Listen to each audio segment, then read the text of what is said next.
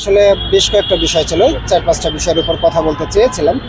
আমি আসলে চুজ করেছিলাম মাজারের বিষয়টা নিয়ে কথা বলার জন্য।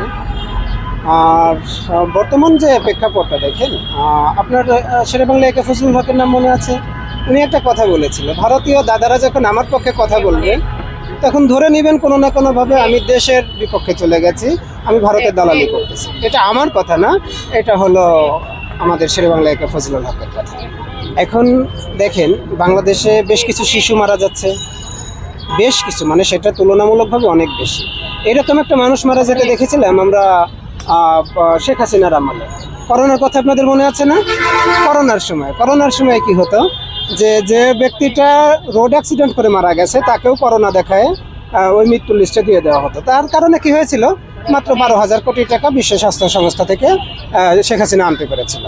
এখন হামের বিষয়টা কি হয়েছে দেখেন, যে মানে ঠান্ডাজনিত কারণে, অন্যান্য কারণে যারা মারা যাচ্ছে তাদেরকেও এই লিস্টের অন্তর্ভুক্ত করা হচ্ছে। আর ডক্টর মোহাম্মদ ইউনূসকে কোনো না কোনোভাবে দোষী সাব্যস্ত করা হচ্ছে। দেখেন যে কিছু বাচ্চা শিওর সুশীলের পোশাক পরে ডক্টর মোহাম্মদ ইউনূসের ফাঁসির দাবি তুলতেছে। এদেরকে আমরা চিনতাম, কখন চিনতাম জানেন? যখন মঞ্চ 71 তৈরি হয়েছিল, ওই যে কয়জন বুড়ো মানুষ মিলে, শুয়োরের বাচ্চা মিলে মঞ্চ 71 তৈরি হয়েছিল, ওরা কি করলো, সুশীলের পোশাকে এসে মানে ডক্টর মোহাম্মদ ইউনূসের ওই সময় এই সরকারকে বিতর্কিত করার চেষ্টা করলো। ডক্টর মোহাম্মদ ইউনূসের নিয়ে আমার এত মাথা ব্যথা নেই। মাথা ব্যথাটা কোন জায়গায়, আপনারা যখন চুক্তি নিয়ে কথা বলেন তখন এই কথাটা একটু বলেন, গত 16 বছরে শেখ হাসিনা ভারতের সাথে কি চুক্তি করছিল একটু সামনে নিয়ে আসেন।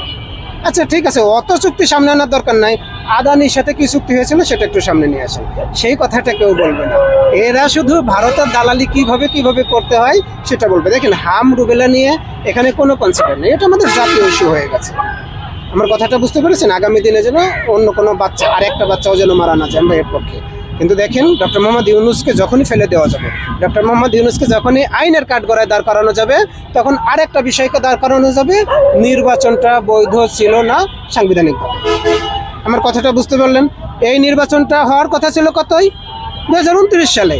এখন যদি ডক্টর মোহাম্মদ ইউনূসকে কাঠগড়ায় দাঁড় করায় ফেলানো যায়, তখন তারা এই আওয়াজটা তুলে দিবে যে এই নির্বাচন কখনোই বৈধ ছিল না, এই নির্বাচনে অবৈধ হওয়ার কারণে এখনো শেখ হাসিনা বাংলাদেশের বৈধ প্রধানমন্ত্রী। আমার কথাটা বুঝতে পেরেছেন? আপনাদেরকে সবাইকে একটু সতর্ক থাকতে হবে। আপনাদের মাধ্যমে বলে দেই, ছাত্রদল, ছাত্র শিবির যারা আমরা ছিলাম, আমাদের দেখা হতো জেলখানায়।